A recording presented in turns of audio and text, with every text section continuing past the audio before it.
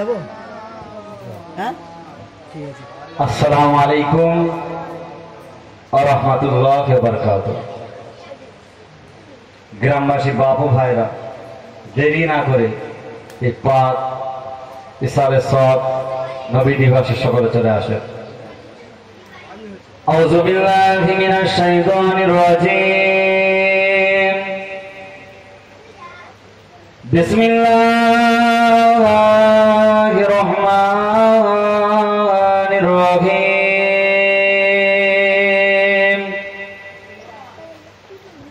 নাহমাদুহু ওয়া নুসাল্লি আলা রাসূলিল কারীম।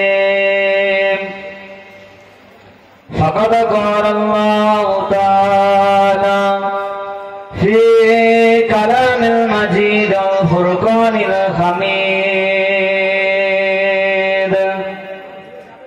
قد جاءكم من الله نور وكتاب مبين. قال رسول الله صلى الله عليه وسلم أول ما خلق الله نوري. وقال الله تعالى في أيضا كلام المجيد الفرقان الحميد. وما أرسلناك إلا رحمة للعالمين. قال الله تعالى في شان حبيبه مخبرا وآمرا إن الله وملائكته يصلون على النبي يا أيها الذين آمنوا صلوا عليه وسلموا تسليما. اللهم صل على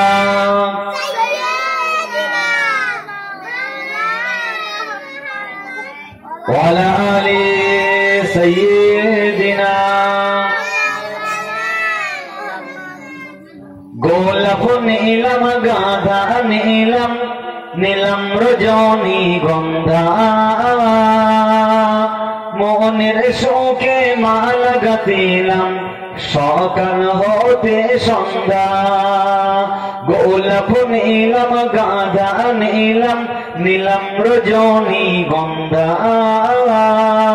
মনের শোকে মালা গাতিলাম সকাল থেকে সন্ধ্যা।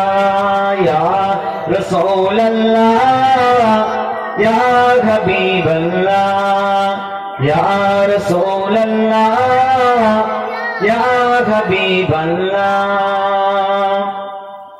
ও আমি লাল ফুলকে পোষণ করিলাম রঙটি কোথায় পেলে নবীজির খুন মোবারক লাল ছিল বলে তাই সেখান থেকে লাল ফুলকে তুলে গাতিলাম মালা। হাসি মুখে পরাবো তোমায় হাজার ফুলের মালা। জোরে বলেন না সুবহানাল্লাহ। নারায়ে তাকবীর নারায়ে তাকবীর নারায়ে তাকবীর। গোলাপ নীলাম গাঁদা নীলাম নীলাম রজনী গন্ধা মনের শোকে মালা গাতিলাম সকাল থেকে সন্ধ্যা। ইয়া রাসূলুল্লাহ ইয়া হাবিবাল্লাহ আল্লাহুম্মা সাল্লি আলা ওয়া আলা আলি সাইয়্যিদিনা।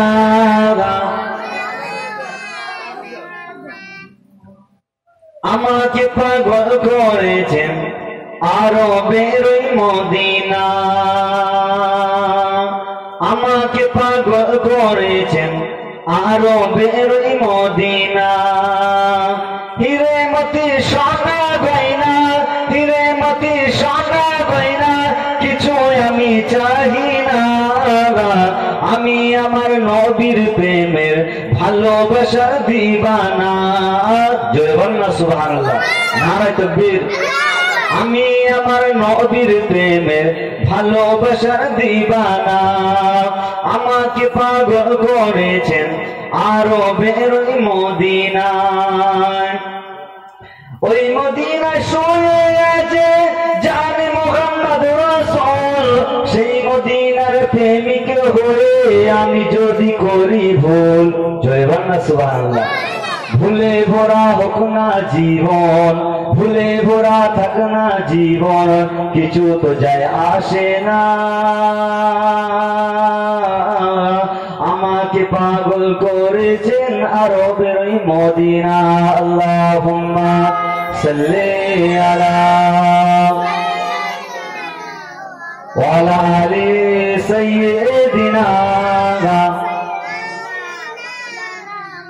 যাইতে পারলাম না মদিনা, দেখতে পারলাম না মদিনা, যাইতে পারলাম না। মদিনা নাম কত সুন্দর, আর যে কত মধুর, নানা ওই মদিনার পায়ের ধুলি আমি মারতে পারলাম না মদিনা, যাইতে পারলাম না মদিনা, দেখতে পারলাম না। আল্লাহুম্মা সাল্লি আলা সাইয়্যিদিনা মাওলানা মুহাম্মদ ওয়া আলা আলি সাইয়্যিদিনা। লা ইলাহা লা ইলাহা ইল্লাল্লাহ, লা ইলাহা ইল্লাল্লাহ, লা ইলাহা ইল্লাল্লাহ মুহাম্মাদুর রাসূলুল্লাহ। আল্লাহুম্মা সাল্লি আলা। আলহামদুলিল্লাহ, সমস্ত প্রশংসা আল্লাহ পাকের, যে আল্লাহ পাক এই পানি বৃষ্টির দিনে, বর্ষার দিনে এমন একটা মাগরিব বা নামাজ থেকে শুরু করে এই পর্যন্ত আমার এক ভাই বলছিলেন, মাওলানা মিজানুর রহমান সাহেব, এখন আল্লাহ পাক এই জঘন্য গুনাহগারকে আল্লাহ পাক হাজির করেছে। আমার মনে হয় এখানে যতগুলো মানুষ আছে সব থেকে গুনাহগার মনে হয় বেশি আমি, খচ্চার নালায়েক বান্দা। আল্লাহ পাক আমাকে রেখেছে। দোয়া করে আল্লাহ পাক এই গুনাহগারের জবান দিয়ে হলেও কিছুটা দিনের কথা, কোরআন হাদিসের কথা আলোচনা করিয়ে নিই। সকলে বলেন আল্লাহুম্মা আমিন। যে আল্লাহ পাক আমাকে আপনাকে মুহাব্বত করে ভালোবেসে এমন একটা জায়গা বসার তৌফিক এনার দান করে, সকলে বলেন আলহামদুলিল্লাহ, জোরে বলেন আলহামদুলিল্লাহ।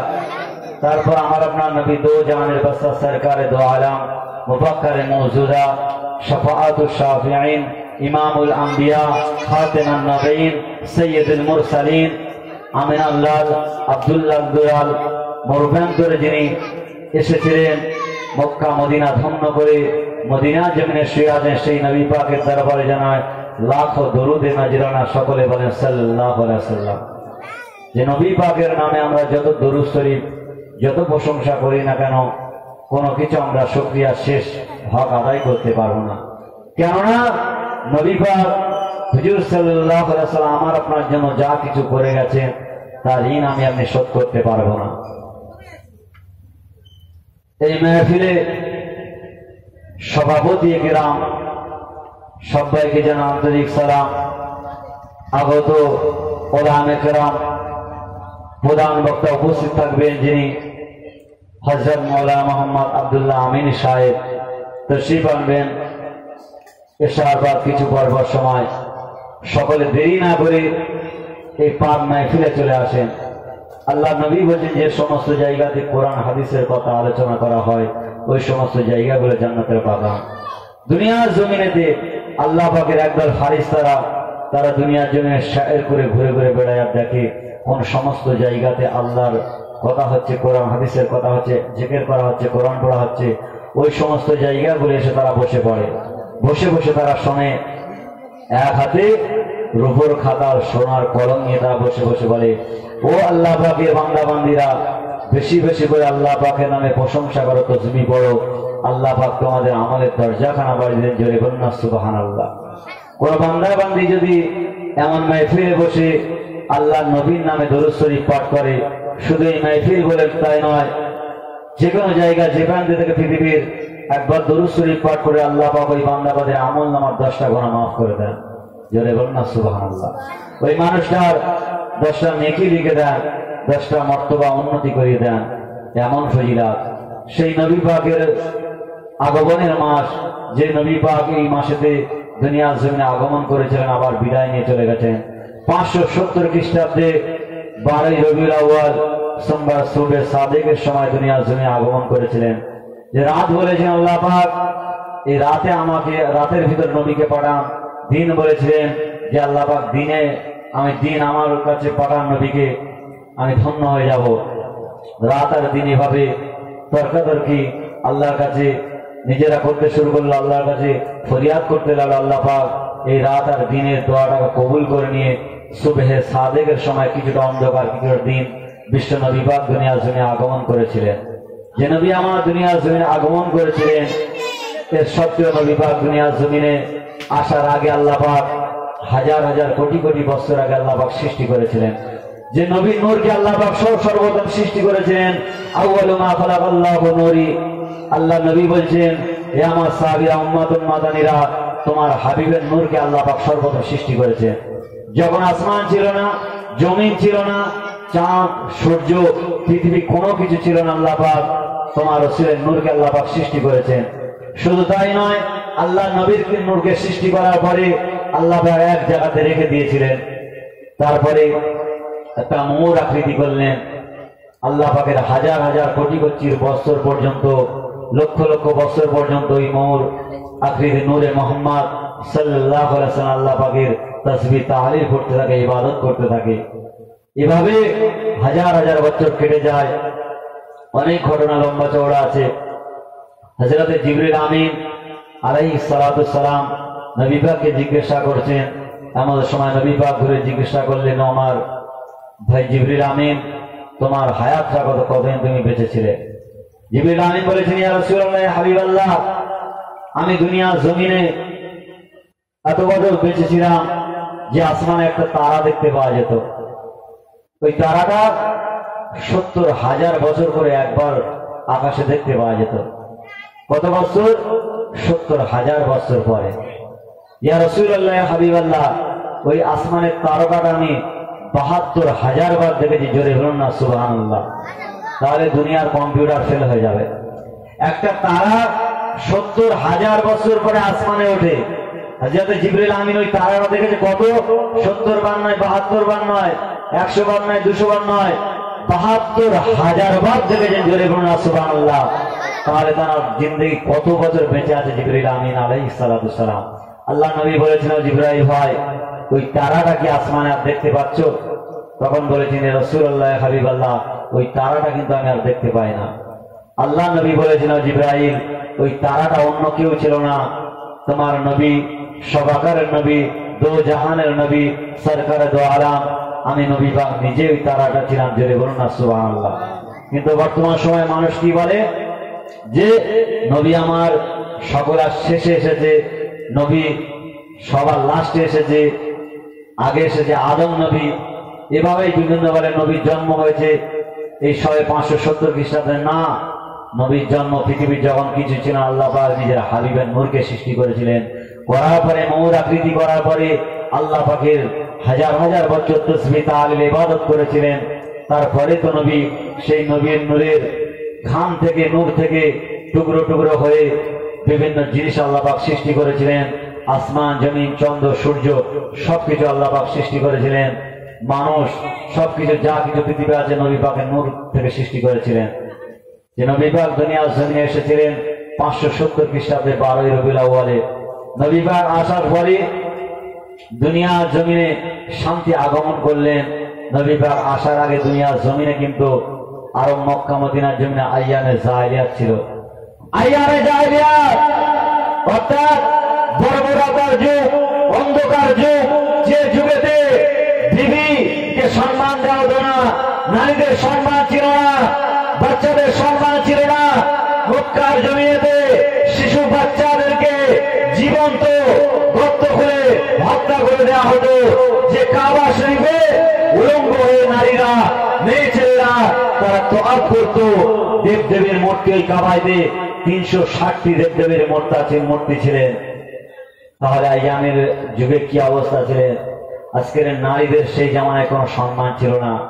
নারী মানে সমাজের কুলক্ষণ অলক্ষণ বলে তারা ভাবত। আরবের জমিনে এইরকম অবস্থা ছিল। আমার আপনার নবী আসার পরে নারীদের সম্মান করলেন, শিশুদের সম্মান করলেন।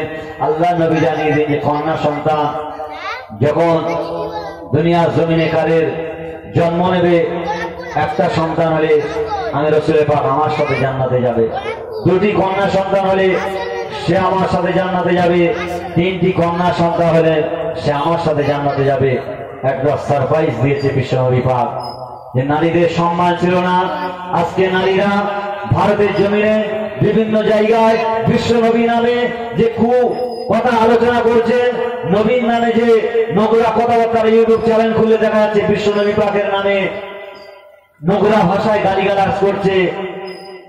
আজকের সেই নারীদের সম্মানটা কোথায় ছিলেন মা? আজকের তোমার সম্মানটা কোথায় ছিল বোন? তোমার সম্মানটা কোথায় ছিল? সেই জামানায় নারীদের সম্মান ছিল না। নবী আমার আসার পরে নারীদের সম্মান করলেন। এবার সম্পত্তি থেকে ভাগের বন্টনটাও নারীদের দিয়েছিলেন, যে নারীরা কোনো সম্পত্তির ভাগ পেত না। আজকে নবী আসার পরে যে বললেন তোমরা সমান, নারীদেরও সম্পত্তির ভাগ দিলেন, নারীদের সম্মান করলেন, ইজ্জত করলেন। আর সেই নারীরা আজকে নবী পাকের কথা হুকুমকে অমান্য করছেন আর মনে করছেন যে পুরুষেরা যদি 4টে বিয়ে করতে পারে, আমিও নারী 4টে বিয়ে করতে পারি। ও যদি 4 জনকে নিয়ে সংসার চালাতে পারে, আমিও সংসার চালাতে পারি। যেরকম ভাবে তসলিমা নার্সিন বলে বাংলাদেশের জমিনের একটা মেয়ে, যাকে তাড়িয়ে দিয়েছিলেন এই ভারত, তাকে ঠাঁই দিয়েছিলেন। সেই নবী পাক নারীদের কত সম্মান দিয়েছিলেন, কত ইজ্জত দিয়েছিলেন, নারী হত্যা বন্ধ করে দিয়েছিলেন। যে উম্মে জামিলা বলে একটা মেয়ে ছিলেন, যার বাপের নাম ছিল দাইয়াতুল কালবি, যার কন্যা সন্তান হয়েছে, তার স্ত্রীকে বলেছেন বিদেশে যাচ্ছে, সফরে যাচ্ছেন, যে আমি আসার পরে যদি শুনি কন্যা সন্তান হয়েছে, আসার আগে যেন তাকে জীবন্ত হত্যা করে দেওয়া হয়, মেরে দেওয়া হয়, আর যদি বাঁচিয়ে রাখা হয় তাহলে আমি এসে তাকে হত্যা করে দেব। এরা আমার শর্ত দিয়ে দেন যে বিবির পেট থেকে কন্যা সন্তান জন্ম নিয়েছে দুনিয়ার জমিনে, বিবি বলল না, চুপচাপ মেরে আছেন। ঘরে আসার পরে স্বামী দাইয়াতুল কালবি বাড়িতে আসার পরে রাসূলুল্লাহ সম্মুখে বর্ণনা করেন, ইয়া রাসূলুল্লাহ হাবিবাল্লাহ, আমার সন্তানটাকে আমি বিবির কাছ থেকে ফুলিয়ে ভালিয়ে নিয়ে মেলায় যাওয়ার নাম করে, বিভিন্ন জায়গায় যাওয়ার নাম করে নিয়ে গর্ত খুলে তাকে ওই জীবন্ত বাচ্চাটাকে হত্যা করে তাকে গর্তের ভিতরে ফেলে দিয়ে মাটি চাপা দিচ্ছি। ইয়া রাসূলুল্লাহ হাবিবাল্লাহ, ওই বাচ্চাটা তখন বলছেন, আব্বা জান আমাকে মেরো না, মেরো না। আজকে তাহলে চিন্তা করুন কি জামানা সেই সময় ছিলেন। রাসূলুল্লাহ দরবারে কাঁদছে আর বসে বলি, ইয়া রাসূলুল্লাহ হাবিবাল্লাহ, আমার মনে হয় আল্লাহ পাক আর মাফ করবে না, আমার তওবাকে আর কবুল করবে না। সেই জামানায় হাজারো এরকম ভাবে নারীদেরকে হত্যা করে দেওয়া হতো। নবী আমার আসার পরে নারীদের সম্মান দিলে না। এমনই করে সেই নারীরা আজকে নবী পাকের দিন থেকে উদাসীন হয়ে যাচ্ছে। যে স্বামীর পায়ের তলায় জান্নাত, যে দুনিয়ার জমিনে আল্লাহ পাক ছাড়া যা কাউকে যদি সেজদা করার কথা হতো, আল্লাহ পাক ছাড়া দুনিয়ার অন্য কাউকে যদি সেজদা করার কথা হতো, আল্লাহ নবী বলেছেন, ও নারীরা তোমরা তোমাদের স্বামীদের সেজদা করো। তোমরা তোমাদের স্বামীদের সেজদা করার হুকুম থাকতো, সেটা নেই। কিন্তু যদি আল্লাহ ছাড়া দ্বিতীয় কাউকে সেজদা করার কথা হতো, নারীরা যেন স্বামীদেরকে সেজদা করতো, এরকম ভাবে হাদিসে এসেছে। তাহলে কি সম্মান আল্লাহ পাক দুনিয়ার জমিনে নারীদেরকে নবী আসার পর দিয়েছেন। আজকে চিন্তা করতে হবে, দুনিয়ার জমিনে আমাকে আপনাকে সঠিকভাবে চলতে হবে। যে নবী আসার পরে দুনিয়ার জমিনে, মক্কা মদিনার জমিনে কতটা বর্বরতা যুগ থেকে মানুষ বেঁচেছিলেন। আজকে দুঃখের কথা, কষ্টের কথা, সারা জায়গাতে ইসলাম থেকে আমি আপনি বিমুখ হয়ে যাচ্ছি।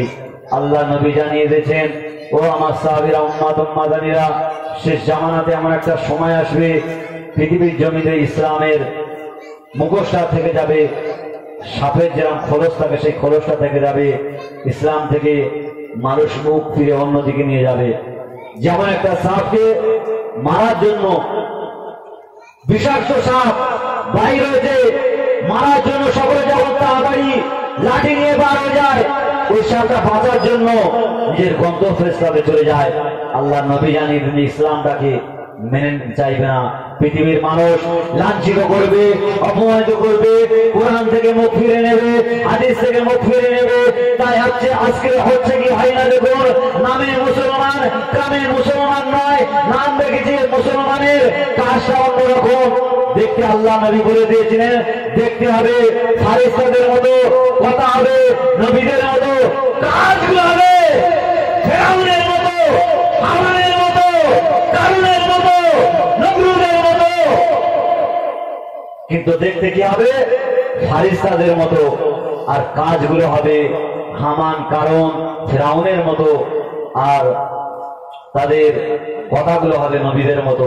আজকে সমাজে হয় না, মুসলমানের কাজ কর্ম, চলাফেরা, বসা ওঠা, বিয়ে শাদী, লেনদেন, পরনের পোশাক, আজকে পশ্চিমা ইহুদিদের মতো চাল চলনটা আমার আপনার হয়ে গেছে। পশ্চিমী দেশগুলো আছে চক্রান্ত করছে। কেন? আমার আপনার নবীর আদর্শ কি পছন্দ হয় না? আল্লাহ নবী বলছেন যে আমার একটা আদর্শ মানলো, মান তামাসসাকা বিসুন্নতি ইনদা ফাসাদি উম্মতি ফালাহু আজরুন মিয়াতা শাহিদিন। একটা সুন্নাত যদি জিন্দা করেন, জীবনে আপনি দাড়ি কাটেননি, একটাই মাত্র সুন্নাত জিন্দা করেছেন, মিয়াতা শাহিদিন, কাল হাসরে মহাশরে ময়দানে আল্লাহ নবী বলছেন 100 শহীদানের মর্যাদা তাকে দেওয়া হবে। জোরে বলুন না সুবহানাল্লাহ।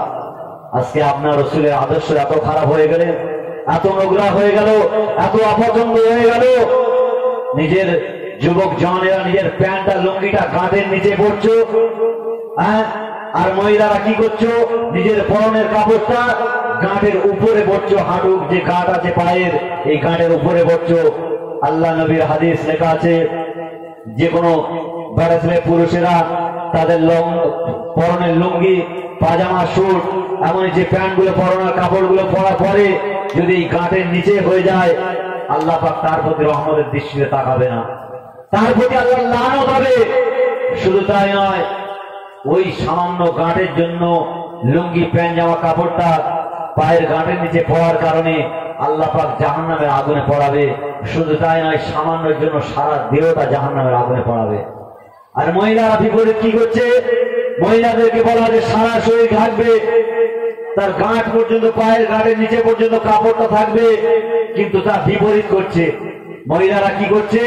তাদের পরনার চুড়িদার পরে, পাজামে বলেন, যা কিছু বলেন না কেন, তারা গাঁটের উপরে পড়ছে। এবার বিপরীত চলছে। আল্লাহ নবী বলছেন ওই সমস্ত মহিলাদের উপরে আল্লাহ লানত, আর হাসরে মহাশরে ময়দানে আল্লাহ পাক তাদের প্রতি রহমতের দৃষ্টিতে তাকাবে না। ওই জায়গাটায় জাহান্নামের আগুনে পড়ানো হবে। এ থেকে শিক্ষা নিতে হবে, পরিবর্তন হয়ে যাও। আজকের আমার আপনার নবীর দিন ইসলামটাকে এত খারাপ হয়ে গেল, দিন থেকে মুখ ফিরে আছে। ইনদাদ দিন ইনদাল্লাহ ইসলাম, কোরআনের 3 পারায় সূরা ইমরানে আছে ইনদাদ দিন ইনদাল্লাহ ইসলাম। আল্লাহ পাকের কাছে পৃথিবীতে যত ধর্ম আছে, মনোনীত ধর্ম হলো ইসলাম ধর্ম, শান্তির ধর্ম। আজকের সেই ধর্ম থেকে আমি আপনি ইসলামটাকে অমান্য করছি, ইসলাম নিয়ে শ্রেণীবেণী করছি। অথচ এই নবীর উম্মত হওয়ার জন্য হযরতে আদম নবী, হযরতে ঈসা নবী, হযরতে জাকারিয়া নবী, শেষ নবী, ইদ্রিস নবী, আইয়ুব আলাইহিস সালাম, ইউনূস নবী, দাউদ নবী, মূসা নবী আলাইহিস সালাম বলে, আল্লাহ পাক আমাদের নবী না করে যদি শেষ জামানার নবীর উম্মতি করে পাঠাতেন, আমরা ভাগ্যবান হয়ে যেতাম। হ্যাঁ, আল্লাহ পাক বিনা চাহিদাতে আমার আপনার সেই জামানার নবীর উম্মতি করে বানিয়েছেন। আল্লাহ নবী বলছেন এমন একটা জামানা আসবে, ইসলামটাকে ঘৃণা করবে, ইসলামটাকে পছন্দ করবে না, ইসলাম থেকে মুখ ফিরিয়ে নেবে।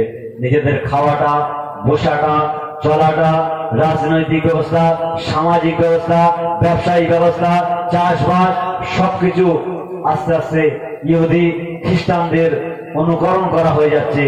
আল্লাহ নবী বলে দিয়েছেন, দুনিয়ার জমিনে যে যাকে মহব্বত করবে, ইত্তেদা করবে, অনুসরণ করবে, তাহলে হাসরে মহাসরে ময়দানে তার কিন্তু তার সাথে হাসর হবে। যদি আপনার ইহুদিদের সাথে হাসর হয়, বেনামাজিদের সাথে হাসর হয়, গায়ের কলমদের সাথে হাসর হয়, বেধর্মীদের সাথে যদি হাসর হয়, তাহলে তাদের ঠিকানাটা যদি জাহান্নাম হয়, আপনার ঠিকানাটা জাহান্নাম হবে। হ্যাঁ, ভারতবর্ষের জমি, হিন্দুস্তানের জমিনে বাস করছো, চলতে গেলে সবার সাথে মিলেমিশে চলতে হবে। তাই না, এটাই নয় যে তোমার নবীর ইসলাম, তোমার ধর্মটা, তোমার নিজের আপন যে জিনিসটা সেইটা বেশি মহাব্বত না করে আজকে গায়ের রঙদের মহাব্বতটা বেশি করো না। তোমার কাছে তোমার নবীর মহাব্বত যেন কম না হয়ে যায়। লা ইউমিনু আহাদুকুম হাত্তা আকুনা আহাব্বা ইলাইহি মিন ওয়ালিদিহি ওয়া ওয়ালাদিহি ওয়ান নাস আজমাইন। আল্লাহ নবী বলেন, যতক্ষণ পর্যন্ত নিজের বিবি থেকে, বাচ্চা কাচ্চা থেকে, বাপ মা থেকে, নিজেদের মাল সম্পদ থেকে, যতক্ষণ পর্যন্ত আমি রাসূলের পাক আমাকে বেশি মহাব্বত না করতে পারবে, ততক্ষণ পর্যন্ত তোমরা মুমিন হতে পারবে না। আজকে আমার আপনার কাছে মহাব্বতটা দুনিয়ার বেশি হয়ে যাচ্ছে। বিবির মহাব্বত, টাকার মহাব্বত, বাড়ির মহাব্বত, গাড়ির মহাব্বত, নারীর মহাব্বত, মোবাইলের ভালোবাসা, মোবাইলের মহাব্বত, জায়গা জমির মহাব্বত, এগুলো বেশি হয়ে যাচ্ছে। এগুলো বেশি হলে হবে না। আমার আপনার কাছে রাসূলুল্লাহর মহাব্বত, কোরআনের মহাব্বত বেশি থাকতে হবে। আজকের এই সামনে সম্মুখে শীতকালের আগমন হচ্ছে। কজন আমি ফজরের নামাজ পড়ি, কজন উজু করি, বেশিরভাগ তায়াম্মুম করে নি। অনেকে লেপ ছেড়ে উঠতে চায় না, নামাজে মন যায় না। আমার আপনার ইমানটা কমজোরি। তখন আপনার মনে করতে হবে যে আমার কাছে আল্লাহর হুকুমটা বড়, দ্বীনটা বড়, ইসলামটা বড়, নামাজটা বড়। লেপ থেকে উঠে ফেলতে হবে, বিবির কাছ থেকে চলে আসতে হবে, নামাজের দিকে চলে আসতে হবে। এই হুকুমটা বড় করে নিতে হবে। কিন্তু সমাজে কটা কি করছে বলুন? নামাজ থেকে আমি আপনি বিমুখ হয়ে আছি, একদম উদাসীন হয়ে আছি, শরিয়াত থেকে বিমুখ হয়ে আছি। আল্লাহর কোরআনে যে সমস্ত জায়গাটা 9টি বোর্ড লাগিয়ে দিয়েছেন, সেই সমস্ত জায়গা কিন্তু আমাকে আপনাকে মানতে হবে। আল্লাহ নবী জানিয়ে দিন, শেষ জামানায় ইসলাম মেনে নিতে চাইবে না, ঘৃণা করবে, সারা জায়গায় মুসলমান থাকবে। সাহাবা আজমাইনরা বলেছেন, ইয়া রাসূলুল্লাহ হাবিবাল্লাহ, তথাপি মুসলমানদের উপর এত অত্যাচার কেন হবে? আল্লাহ নবী জানিয়ে দিয়েছেন যে মুসলমান থাকবে, কিন্তু অসংখ্য নামে মুসলমান থাকবে, তাদের ইমান গুলো হবে খড়কুটোর মতো। যেমন জোয়ার এলে ভাসিয়ে নিয়ে চলে যাবে, কচুর পাতায় পানি পড়লে যেমনই ধরে রাখার ক্ষমতা নয়, তো ইমানটা টলমালো হবে। আজকে আপনি ঘর থেকে উঠে মসজিদে যেতে পারছো না, ঘর থেকে আজান শুনে বাড়িতে বসে মোবাইল নিয়ে টিকটক করছেন, ভিডিও দেখছেন, সিনেমা দেখছেন, আর জান্নাতের দাবিদার হিসাবে মনে আশা নিয়ে বসে আছেন। কি করে? লজ্জা লজ্জা লজ্জা। আগে মোবাইলের মহাব্বতটা কম করেন। আজকে পকেটে পকেটে জওয়ান যুবকের হাতে মোবাইল হয়ে গেছে, মোবাইলের মহাব্বত আমার আপনার বেশি হয়ে গেছে। এই মহাব্বত ত্যাগ করে দিতে হবে। পৃথিবী কিন্তু বেশি বাকি নয়, সময় বেশি বাকি নয়, পৃথিবীর শেষের দিকে। আল্লাহ নবী জানিয়ে কিয়ামত আর বেশি বাকি নয়। যে আল্লাহ নবী দুটো আঙুল এরকম দেখিয়ে দিলেন। সাহাবা ইমানের জিজ্ঞাসা করেছেন, ইয়া রাসূলুল্লাহ হাবিবাল্লাহ, কিয়ামত কবে হবে? আল্লাহ নবী জানিয়ে দিলেন যে এই দুটো আঙুল, এই যতটা দূরত্ব এতটা কিয়ামতের তা বেশি বাকি নয়, এর থেকেও সংকীর্ণ কাছাকাছি দেখিয়ে দিয়ে দিয়েছেন। আমাকে আপনাকে পরিবর্তন হয়ে যেতে হবে, নিজেদেরকে ইসলামের মহাব্বতটা বেশি বেশি রাখতে হবে। তা না হলে ভাই কিন্তু কাল আখিরাতে মাশারের ময়দানে ধরা পড়ে যেতে হবে, কেউ রেহাই পাবো না। আল্লাহর বিচার কিন্তু কঠিন। কোরআনে জানিয়ে দিয়েছেন, ওয়াত্তাকুল্লাহ ইন্নাল্লাহা শাদীদুল ইকাব, নিশ্চয় আল্লাহ কঠিন শাস্তি দেনেওয়ালা। যে আল্লাহর মতো মহাব্বত ভালোবাসা দুনিয়ার কেউ আপনাকে দিতে পারবে না, কেউ করতে পারবে না।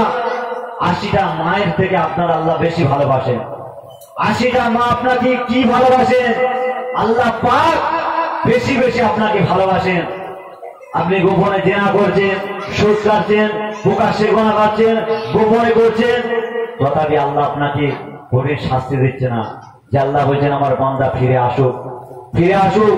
ফারিস্তারা এখনো গুনাহ তোরা লিখিস না, আমার বান্দা ফিরে আসবে, আসবে, গুনাহ লিখিস না। এভাবে ওয়েট করতে থাকে। রাত 12টা হয়ে যাচ্ছে, লাস্ট পর্যন্ত লিখেই ফেলে।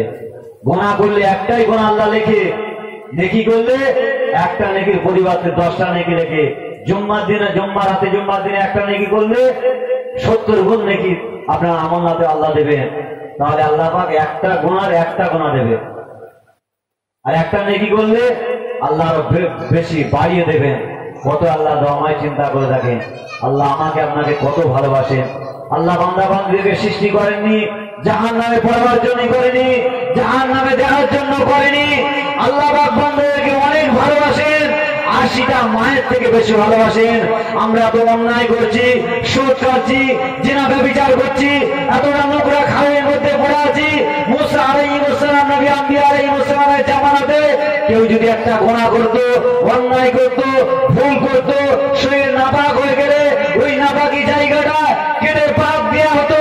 গুনাহ করলে তার কপালে যে জিনা করেছে জিনা বলে লেখা হতো, সুদ খেয়েছে সুদ বলে লেখা হতো, গুনাহটা তার কপালে ভেসে উঠতো।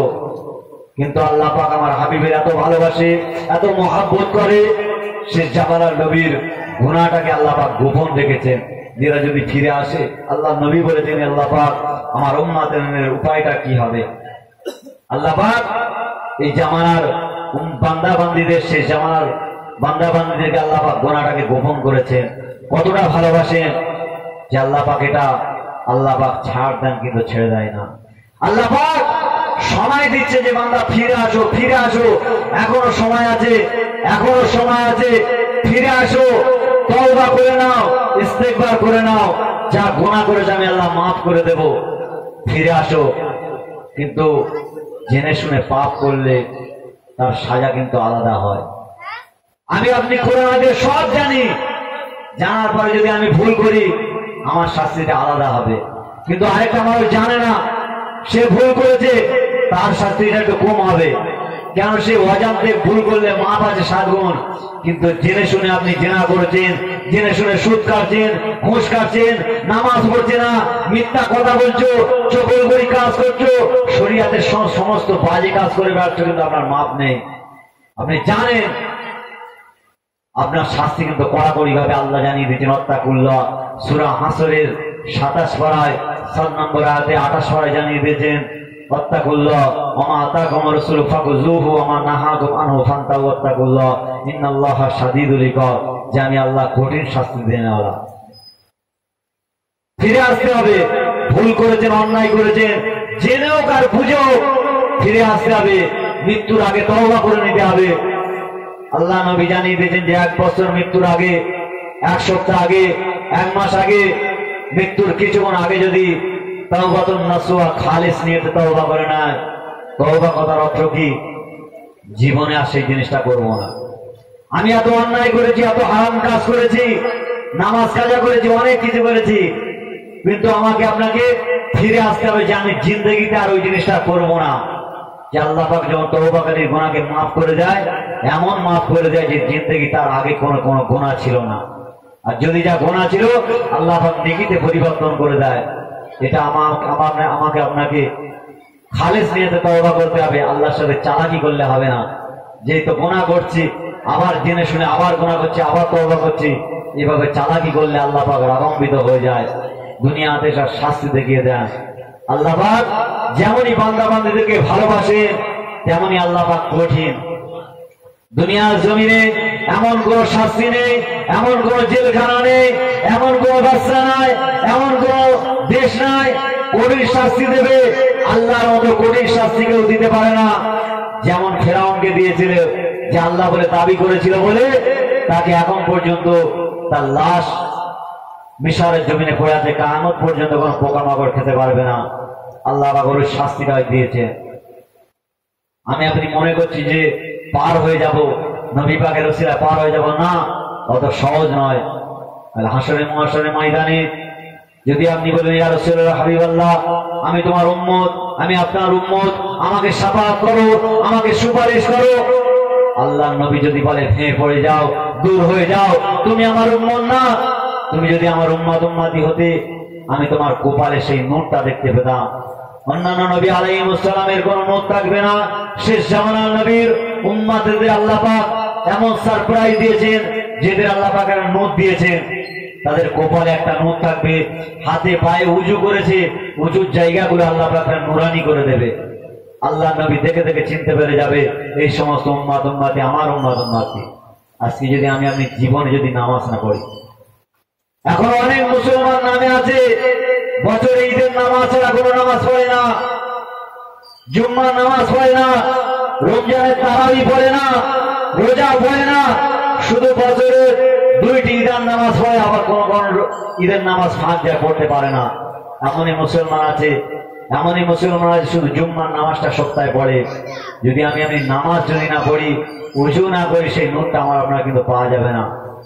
হ্যাঁ, শেষ জামানার নবীর উম্মাত উম্মাতিরা যারা কলেমা একবার পড়েছে লা ইলাহা ইল্লাল্লাহু মুহাম্মাদুর রাসূলুল্লাহ, আল্লাহ নবী জানিয়ে দেন যে সমস্ত উম্মাত উম্মাতি জীবনে যারা একবার কলেমা পড়েছে তারা জান্নাতে যাবে।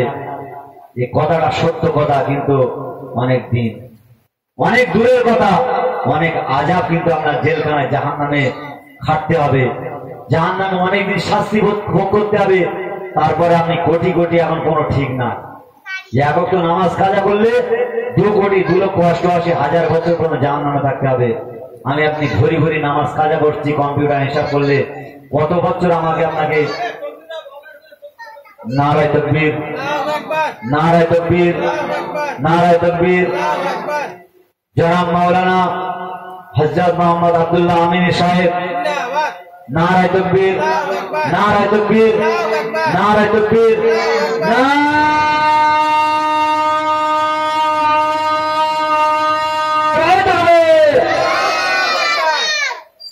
আল্লাহুম্মা সাল্লি আলা সাইয়্যিদিনা মাওলানা মুহাম্মদ ওয়া আলা আলি সাইয়্যিদিনা।